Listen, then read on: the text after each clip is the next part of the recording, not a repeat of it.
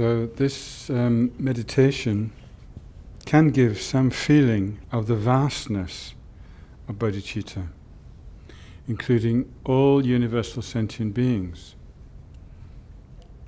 You just think of all the ants in one ant's nest. They say there's about 1 million ants in one nest. And then think how many ants' nests there are, even in a small part of Israel. And then you start to see that this is really, really huge. Now, it wouldn't be possible without emptiness. In emptiness, there is no separation between me and you. Me and you are just labeled. So the separation doesn't exist in emptiness. Now, it's not that emptiness is the whole, because there's two truths. There's emptiness and there's also relative truth. So relatively, yes, we're practicing compassion towards other sentient beings, but ultimately there's no separation. When we bring these two together, there is the possibility of the complete enlightened being benefiting all sentient beings. Of course, many sentient beings are closed in the sense that they cut off from the teachings, they won't receive them, as we ourselves have been for a long time. But the enlightened beings manifest in many kinds of skillful ways, not always directly teaching, sometimes coming through many different angles and doorways to benefit beings and bring them towards the path. I'm sure when I was younger and I didn't know anything about Buddhism, I was still influenced in a positive direction by listening to certain songs or reading certain literature. I mean, there are things which lead us in a good direction which aren't necessarily Buddhist or, But so Dharma can come in many different forms. I think that's very important to recognize.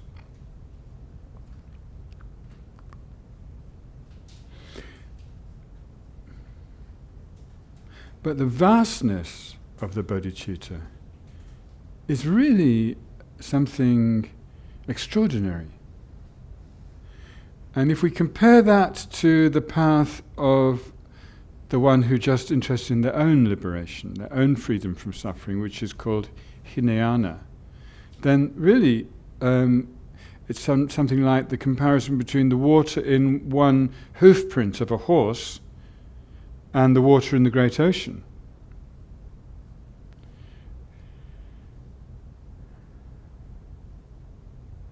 I'm trying to remember, I think Geshe Wangchen used to, this is our teacher, he used to say something like, yeah, the Buddhas are very pleased with the Arhats, but they hold the Bodhisattvas as their own children. He used to say something like that to try and help us appreciate. If you're practicing the Bodhisattva path, the Buddhas are so pleased, even if you're just a beginner, and they really take care of you, because you are going to fulfill their wish to benefit all sentient beings. If you practice the Hinayana to become an Arhat, of course it's good, because at least one sentient being is going to exit from samsara. But in the big picture, it's very small. Okay? Which is the meaning of Hinayana. It means small vehicle or something like that. Whereas Mahayana means great vehicle, and it means all universal beings, we lead all to enlightenment. So as I said in the very first session this morning, that means no divisions in our heart. Of course, there may be some divisions externally in the world, and sometimes we have to respect that in different ways. But in terms of our love and compassion, no divisions, no limits, no barriers, no walls. That's not possible. If you practice bodhicitta, for example, to take the bodhisattva vows, it's a commitment not to exclude even one sentient being from your love and compassion. So even if there's somebody who really, really gives you a lot of problems, you still have to somehow include them in your motivation. I will become enlightened including you, to help including you. The most difficult, actually, they say that's your real guru, because that's the one who teaches you patience. So, but the next verse, 95, deals with the hearers, which is the Hinayana practitioners. And when they reach their result, which is called arhatship, or it's their own nirvana, they do realize emptiness directly, they do experience the true cessation of their own suffering and causes of suffering, but they neglect the welfare of other sentient beings. In that sense, they have some kind of self-cherishing still. Or maybe we could almost say a residue of self-cherishing, because they have gone beyond samsara. It says, 95, the hearers will remain in a bodily state of wisdom swoon and intoxicated by absorption, as long as they are not exhorted by the Buddhas. So some of these words may not be familiar to you. Swoon is where you kind of go into a little bit of a coma. You sort of, it's like fainting. And a wisdom swoon means that they've just got completely absorbed in emptiness. All right? They do realize emptiness. Let's not, say that their realization is less than that. They do fully realize emptiness, but it's not in conjunction with bodhicitta, or their wisdom realizing emptiness is like disappearing from engagement. So that's why it's called wisdom swoon. It says bodily state of wisdom swoon. What happens when they die from the body in which they reach nirvana is that they just enter a kind of space of meditation, which is just meditating on emptiness. And they can stay there for an extraordinary length of time. And they would stay there forever, except that the Buddhas come and say, wake up, what about everybody else? And then the compassion starts to work and change them. So this is referred to as long as they are not exhorted by the Buddhas. So being exhorted by the Buddhas means to be sort of instructed by the Buddhas. You should think about everybody else. It says intoxicated by absorption. It's like they're in a dream. They're in a dream of their own freedom from suffering. And we should be honest. It's quite attractive, isn't it? When you think about the suffering of certain aspects of existence, it can be attractive to have your own nirvana and just neglect others. So the thing that stops us from doing that is compassion. So that's why, from our point of view, following the Mahayana, we should practice compassion alongside developing wisdom right from the beginning. So that from the beginning, all our practice of understanding emptiness and developing wisdom is because we want to help others. It's never just for me. So that stops us from the danger of falling into this intoxication or this swoon of the hearers or Hinayana practitioners. Is that clear to everybody? If not, just ask. Okay, so, some of you already know what I'm talking about because you studied this before. There may be some people it's new. Don't be shy to ask if there's any questions. Okay, verse 96. When so exhorted, that means when the Buddhas say to you, come on, leave your own peace, come and work for others, they will become attached to others' welfare in diverse forms. Right, so diverse forms means many different types of forms. And attached to others' welfare Those who were on the retreat, we already dealt with this, but I'd like to talk about it again. In Buddhism, we often say that attachment is something negative. Because if it's attachment just for your own pleasure, it is negative, actually. It's like a feedback loop where you just cut off. But if you think about child psychology, in English anyway, perhaps in Hebrew also, we use the word attachment to describe the healthy relationship between the mother and the baby.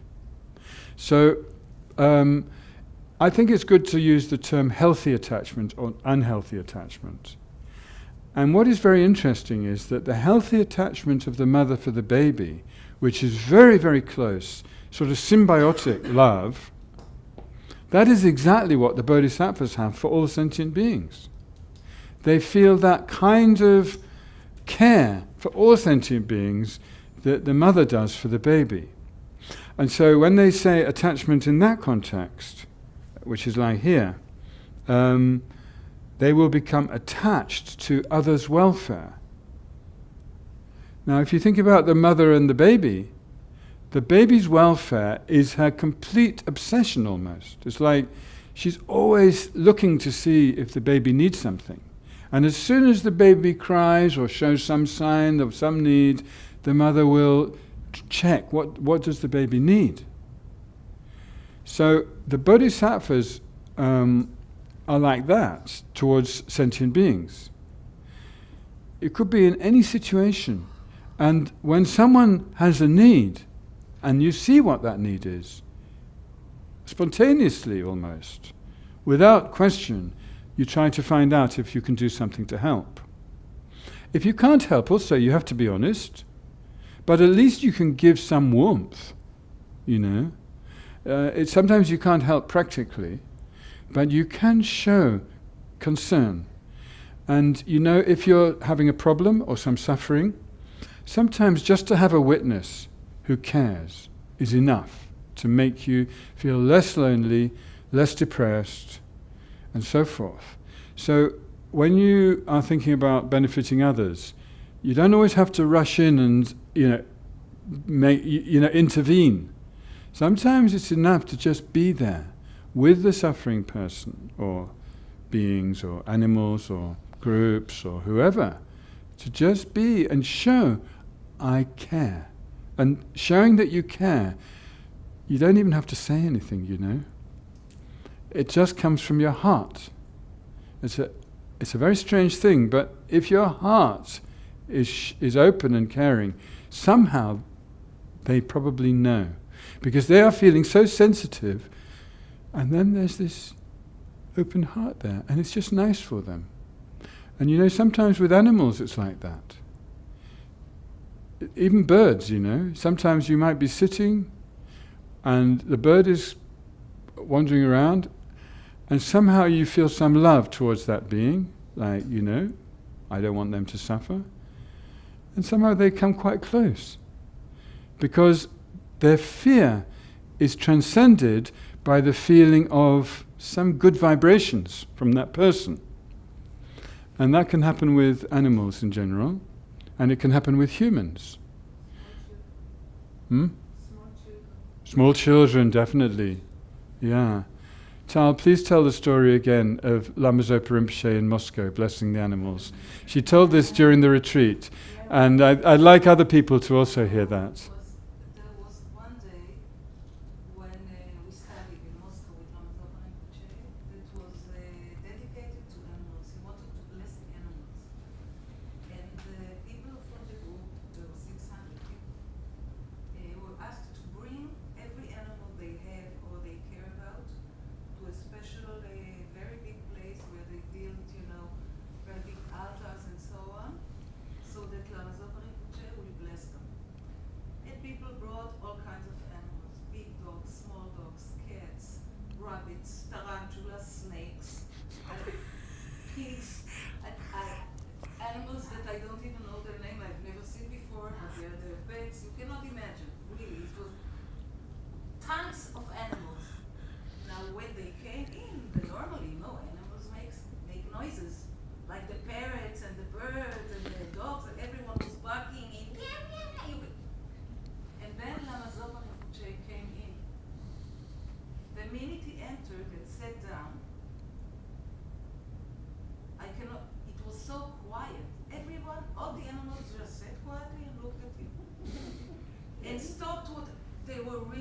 concentrated and he blessed for more than an hour. Quiet. They were all at his feet, they were just like that. So tranquil, there was, and okay, finished the blessings, and then they came by and he blessed them, and so on, and they behaved really, like kings and queens, with elegance, keeping quiet, and then he left. The minute he left, the dogs started barking at one another, the cats started fighting, the dogs ran after the cat, nothing happened before. It was amazing to see, and the people had to hold, suddenly the dogs were running forward, and they started, and they really, it was unbelievable just to see it. Very, very, I've never experienced something. You could really see the difference. They were really concentrated and really listening. Okay, so you can tell this is what happened, and there's only one explanation, isn't there? It's coming from Rinpoche. It's the love, the bodhicitta, the waves of his compassion and love and wisdom. So whatever's coming from him is causing those animals to just stop. And that's what I mean. And you might say, oh, well, yeah, but Rinpoche is this enlightened being, and I'm just an ordinary being, so I can't do that. But to your own extent, you can do it. So you just practice, and you will find somehow it happens. It's a question about aha. Yes. If I am totally driven into emptiness, and that's what matters is only me, then this is really self-grasping. So how can This is what, sorry? self-grasping and also grasping into emptiness? So how they can go out from samsara? Oh, I see. No, they're not grasping into emptiness. They genuinely realized emptiness, which is freedom from grasping. Otherwise, they're not arhats. I mean, before we realize emptiness, during our meditation, sometimes we do grasp at emptiness. But we have to overcome that in order to realize emptiness. Emptiness is complete non-grasping. So the arhats are completely free from grasping itself.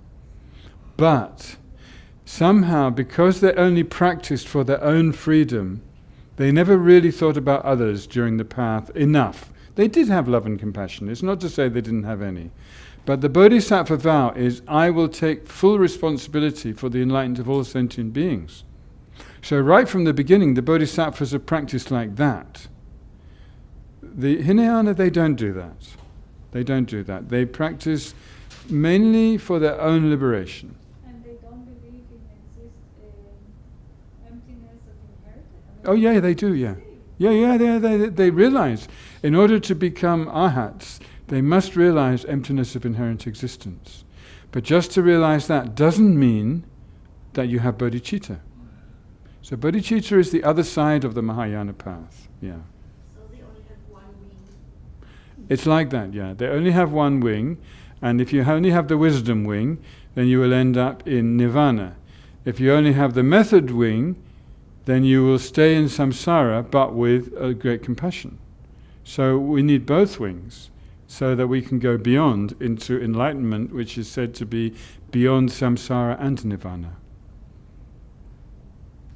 I don't want to be rude or to hurt anybody's feelings, but when you described it, I thought about the sex world, and to me, these people are like someone who really knows how to orgasm themselves, like self-masturbating, getting there, but not letting the others enjoy it. It was, I don't know how to, okay, you got there, great. What about all the others?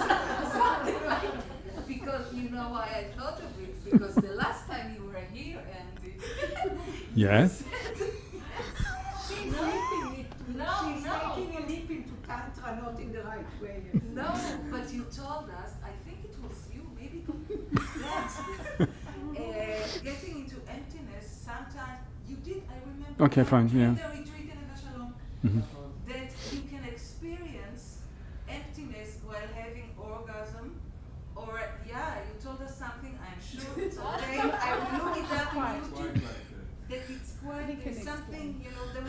there, I remember. Yeah, we're doing You the did. moment, the did. clear light moment. All right, okay. I remember. All right. So You we better got clarify. that. So I think we're talking about the Kala Chakra retreat, and I think we're talking about the practice of highest yoga tantra, in which the bliss of sexual bliss, let's say orgasm, that same bliss, but not exactly the normal orgasm, is unified with emptiness to produce what we call clear light, which is a very pure mind. Because of the emptiness, there's no grasping, and also there's no emission. So there's quite a lot to talk about there, which we're not going to talk about because it's not in this topic. But I think your analogy of the masturbation and compared to giving your partner a nice time is quite interesting.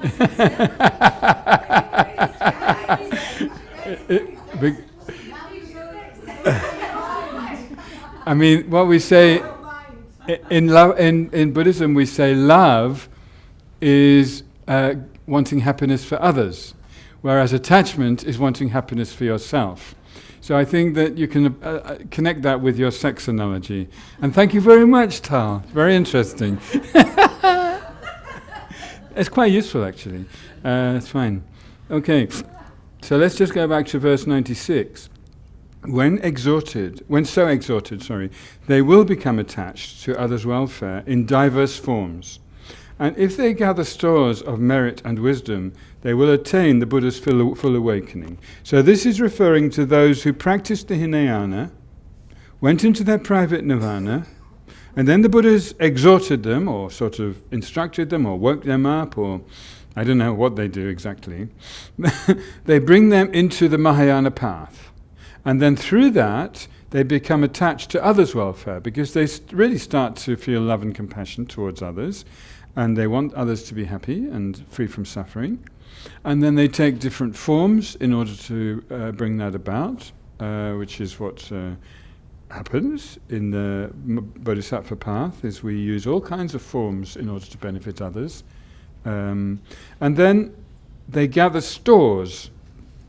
Stores, sometimes we use the word accumulations. It means to collect merit and wisdom. So what is merit? Merit is, in general, good karma, virtuous action. And when we dedicate the merit towards enlightenment, then it's kind of put in the bank as an investment in enlightenment. It's not wasted on worldly pleasure. It's propelling us or driving us towards the final goal. The wisdom, I think we all understand, that we accumulate wisdom. It means to go deeper and deeper in our understanding of the nature of reality, in particular emptiness. Okay. And they will attain, this is the arhats will attain the Buddha's full awakening. So what this means is actually that everybody is destined to become fully enlightened. And the arhats just have a little stopping along the way. And the Buddha, it says at the beginning of 94, for the respite of those disheartened on cyclic existence's road, the two lower wisdoms are taught. So there's almost a kind of implication that becoming an arhat is because at that time, becoming fully enlightened just seems too much. It makes you feel sort of demoralized. You feel, oh my gosh, I couldn't do that. That's too much. That's too hard. And so they stay in the Hinayana and they reach their own nirvana. Then later when the Buddhas come, then they say, oh right, okay, maybe other people are suffering, maybe, and then they start to change, and then they practice Mahayana, and then they become fully enlightened. Okay? But that's the way it's presented traditionally. In practice, it might not be exactly like that. I'm not sure how it is in practice. I mean, there are countries in the world where Hinayana is taught, and like in Thailand, Tantra is illegal. So it's like, you know, and in Myanmar also, there was a former king who decreed that Theravada is the official religion of Burma or Myanmar. And so they only practice that tradition. Yeah. The Theravada and Hinayana is pretty much the same. I mean, and then also Sri Lanka, Laos. Those are the main countries. So in those countries, you will see many signs of Buddhism and Dhamma practice. Myanmar is actually, right now, is a bit of an embarrassment to Buddhists. We all understand why. It's not Buddhism. It was very nice, I'll just say this, when we were with the representative of the Tibetan government yesterday, the president, somebody mentioned about Buddhists using violence. So he just said, His Holiness Dalai Lama said, if Buddhists use violence, they're not Buddhists.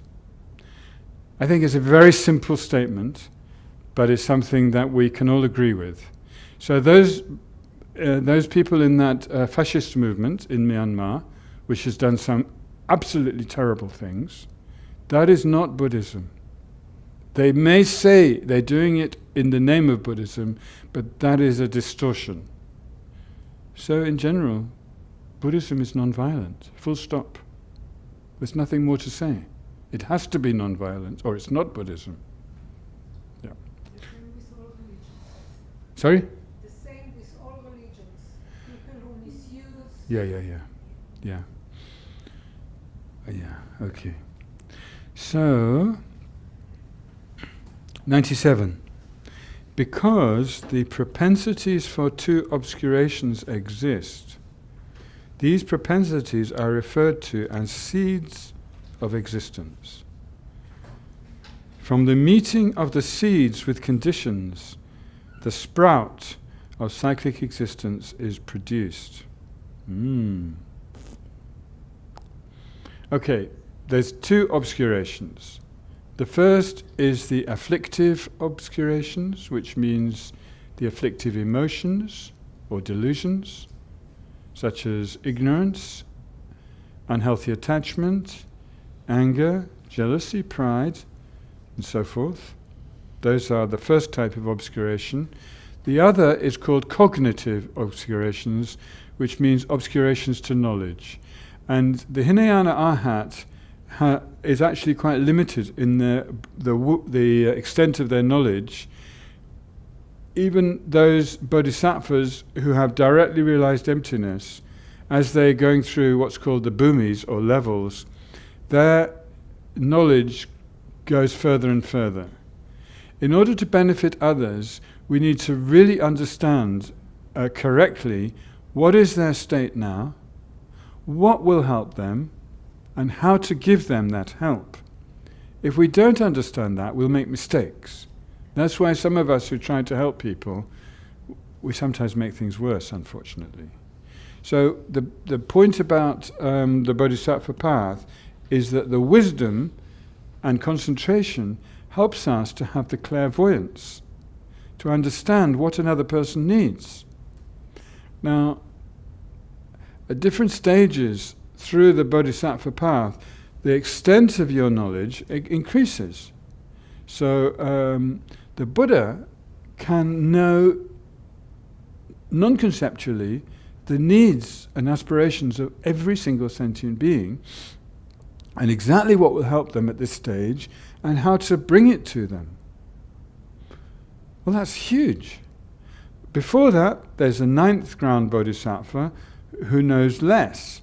Before that, an 8th ground bodhisattva who knows less. 7th, 6th, 5, 4, 3, 2, 1. 1st ground bodhisattva has realized emptiness, has concentrated mind and bodhicitta, and they can extend to a certain extent to benefit others. It's quite a lot, but compared to all of sentient beings, it's still quite small. Before that, we're training by developing concentration, developing wisdom, developing bodhicitta, and gradually purifying until it becomes direct. The path of seeing, then the 1st ground or 1st bhumi. So there's all these different stages to become enlightened. And without going into all the details now, this is something you can study, and maybe in future, or maybe some of you already studied it. It's the paths and the grounds. And it's very nice to understand that everything's presented quite clearly, like a staircase or a ladder, and that you go from one stage to another, to another, to another, like that. Okay, so 97. Because the propensities, what are propensities? Okay, dispositions or, yeah, fine. You got the Hebrew, so everybody understands it. Because the propensities for two obscurations exist, where do these propensities exist? These are like the karmic propensities which carry with our mind stream. Sometimes they say the mind stream is like a river and the propensities are sort of floating on the top. But that's just an image to give us an idea. It's not exactly like that. The propensities don't have any mass. They're not material. They're just like potentials. They're like echoes in time. From the end of the action until the fruit, there is just an echo in time. There's nothing actually physically there. It's imprinted. We say imprints, but even imprints gives the sense of something tangible. But it's not. It's just like an echo more. Yeah? Okay, it's hard to express exactly how these karmic seeds or potentials or propensities exist, but they just exist as propensities until they ripen. They're referred to as seeds of existence. Now, where it says existence here, it means samsara. Okay? Existing in samsara. From the meeting of the seeds with conditions, now what happens is that we create a karma, an action, we complete it. Then the seed or propensity continues through time. As I said, it's not actually physical, so the word seeds is a bit misleading, but nevertheless we use that word. And then at a certain point in future, it meets with certain conditions, and it ripens. At that time, we have an effect. What is the effect? It could be like an experience. So there are 4 different kinds of karmic effects. The first is a kind of rebirth. So sometimes the effect might be rebirth in a particular realm, for example, like as an animal or as a human or as a hungry ghost or as a god, or different kinds of rebirth. Then there's 2 effects which are similar to the cause. There are actions similar to the cause, which means that we have a sort of tendency to do that action again. If it was a good action, like generosity, then we are likely to be a generous person again. If it was a harmful action, like stealing, we are likely to start stealing again. So then we have to take extra effort to stop it. The other causal effect like the cause is an experience like the cause. So if we created, let's think of a nice one, a cause of kindness, then the effect will be that people will be kind to us. Okay, so if you experience that in your life, which I think many of us did, then you can say, that's the result that I was kind in the past. Let's think of a negative one. Supposing you get shot. That's an effect of having killed or tried to kill somebody in the past. Okay. That's 3. So there's the rebirth, which is called the ripened action, and then there's 2 results similar to the cause, either the action similar to the cause or the experience similar to the cause. Then the 4th effect is called the environmental effect.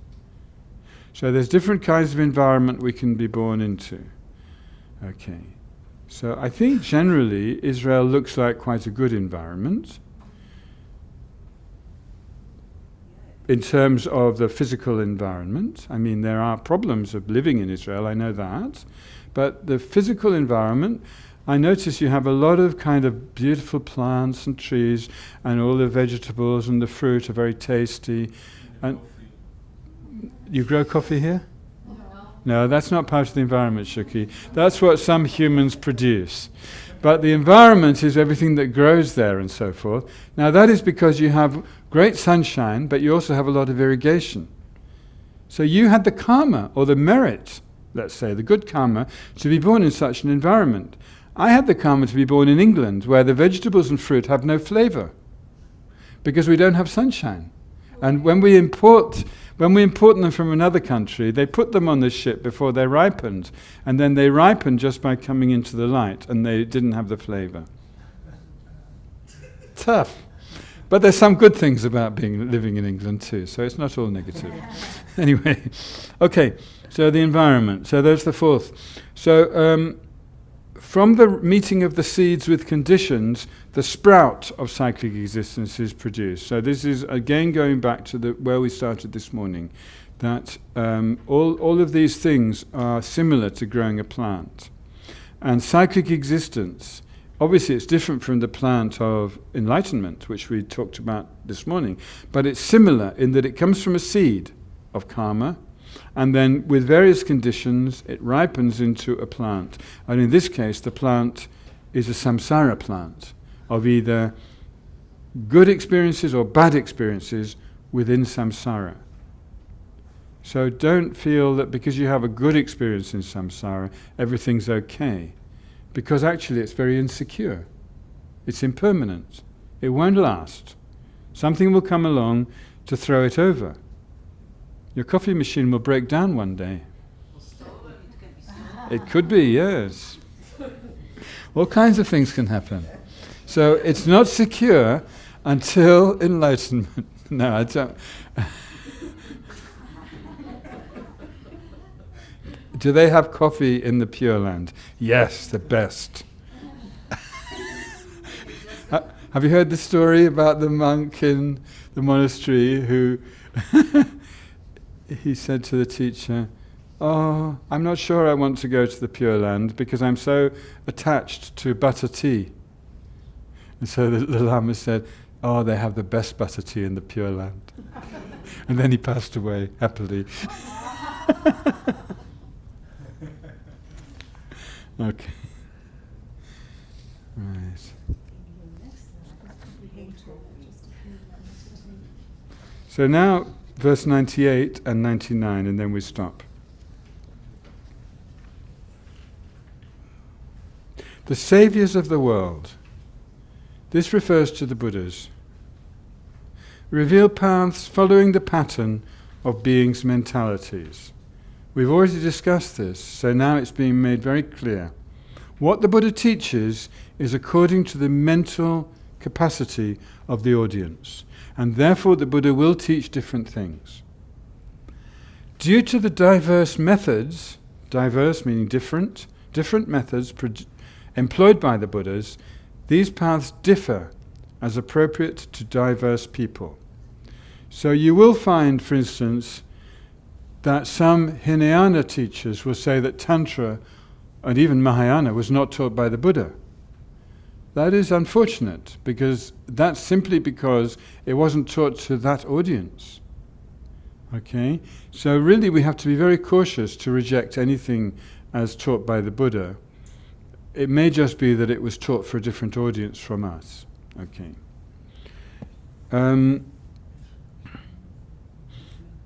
I think we can go on to the next verse. I think that's all very clear. Number 99. The instructions are differentiated as the profound and the vast. Profound means emptiness, and vast means bodhicitta. Sometimes an instruction is characterized as both. That probably means Tantra. There are perfection of wisdom sutras where bodhicitta and emptiness are taught, but they're usually taught in different parts of the sutra. It's really only in Tantra that we have a path which combines method and wisdom. And this non-duality of method and wisdom is a special feature of Tantra, and it's one of the reasons why Tantra is a very quick path. we can talk about that if you want to discuss it. We're going to have a little bit of time for discussion. I'm just going to finish this first, and then I'm going to stop teaching. Though such diverse approaches are taught, all instructions are equal in being empty and non-dual. Okay. So the instructions themselves are empty of inherent existence. It means that even the teachings don't exist from their own side. It's just dependent origination. What does it depend on? It depends on the suffering of those who need the teachings. The Buddhas can teach anything that's going to release beings from suffering. So that's why the teachings are very diverse, because different beings have different sufferings, and therefore different things will help them at different times. So that's why so many different teachings are taught. So for instance, some people might say, I'm following Tibetan Buddhism. I'm not interested in Zen because it just doesn't suit me. Well, that's fine. It doesn't suit you. But don't then say Zen's a load of rubbish. You don't need to do that. It really suits some people. Yeah? And it's like that with all the religions, actually. But even within Buddhism, there are different traditions, and they benefit different people. Okay. Empty and non-dual. Non-dual. Well, there are many different kinds of non-duality. There's the non-duality of subject and object. That's one. And that is taught particularly in the mind-only school, but it's also useful in the schools which are more subtle than that, because actually subject and object are not separate. But in the middle way school, we do talk about subject and object as relatively different. Conventionally, there's a subject, conventionally there's an object. But we say they are non-dual in emptiness, because they're both equally empty of inherent existence.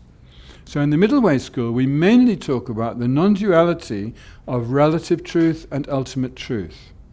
Now, what does non-duality of relative truth and ultimate truth mean? It means that, to put it in the words of the Buddha, form is empty, emptiness is form. Not form is like empty, or form has a nature of form is empty. Emptiness is form. So form means anything material. So this is empty. Emptiness is this. It means if you want to know the emptiness of this, it's exactly here. It's not somewhere inside it. We might think, its emptiness is inside. On the outside, it's inherently existent. No. It maybe looks inherently existent, but it's actually empty. Emptiness and form are in exactly the same place, because the Heart Sutra continues to say, emptiness is not other than form is not other than emptiness. Just in case we thought there might be some little space outside where form was different from emptiness, or emptiness was different from form. No, they're exactly the same place. That means that everything that exists and emptiness are in exactly the same place. We won't find anywhere that is not empty, and we won't find anywhere that is not relatively true. If it's not relatively true, it doesn't exist at all. So everything that exists is empty. Everything that exists is relatively true.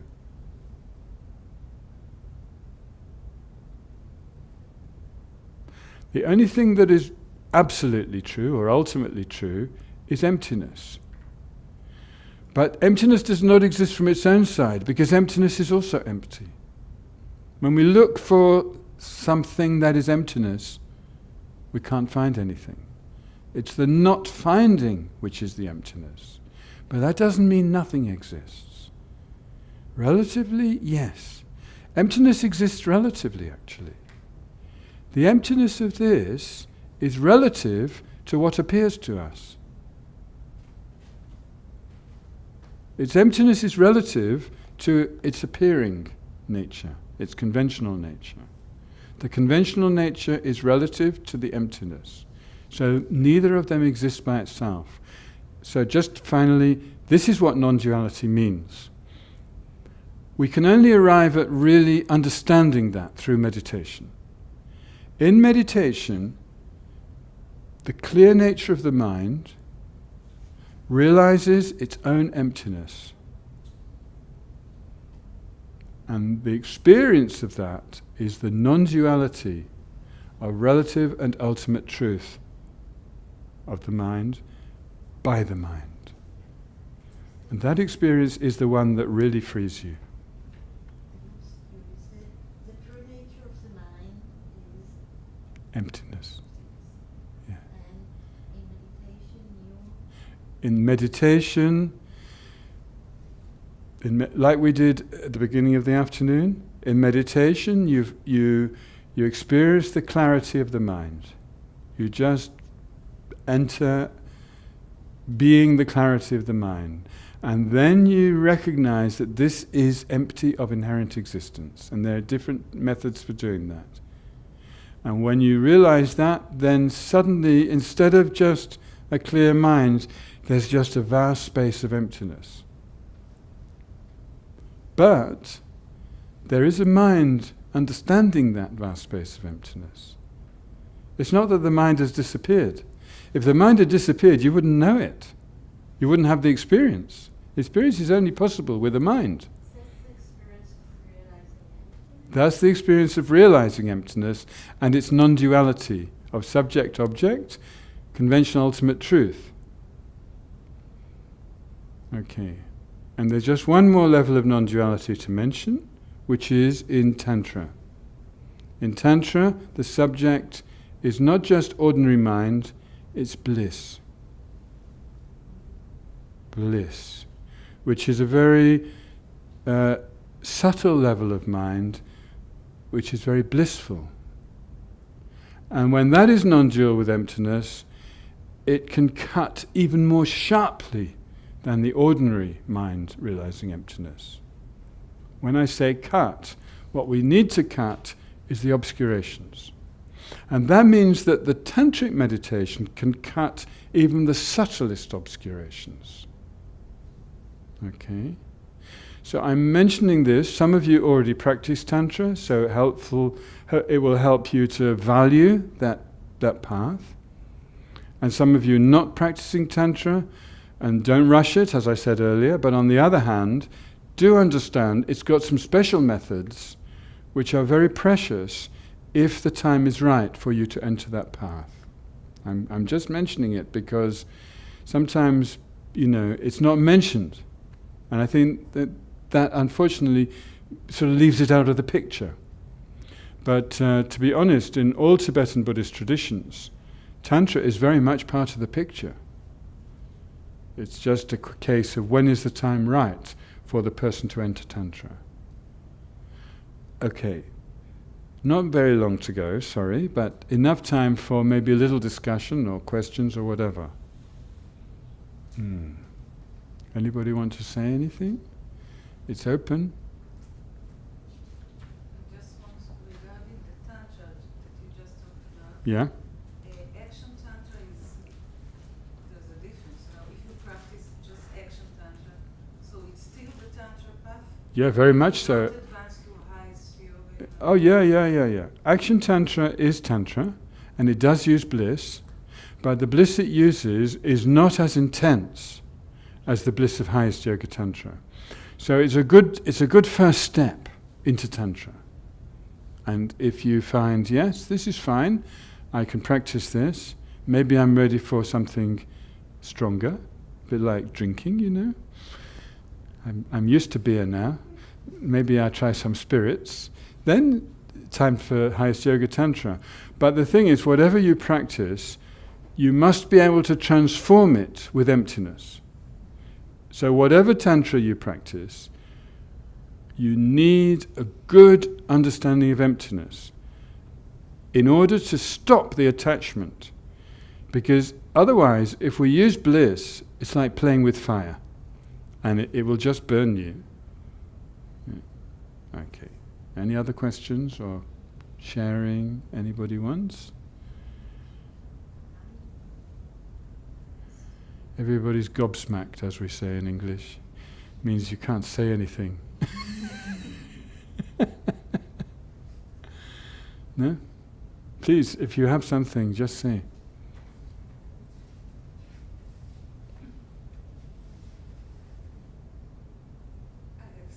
Yeah, good, Tal. You represent everybody, yeah. I'm sorry, no. You taught us that, after the Tonglen, right, we aim it at all sentient beings, right? Mm-hmm. But some benefit from it Yeah. because they're more open and some don't. Mm-hmm. And in my imaginary world, when I do that, I always thought that what we should do is really open a small gate for them to get an imprint. And when you said that some of them don't, well, how can they then? How do they? Oh, because, how do they point well, it's to to- do with karmic connection. You are doing Tonglen, and you have a karmic connection with certain sentient beings. And therefore, when you do Tonglen, you can connect with them and actually benefit them. But somebody else in the room is also doing Tonglen, and they have a different karmic connections with different beings, and so they will open them.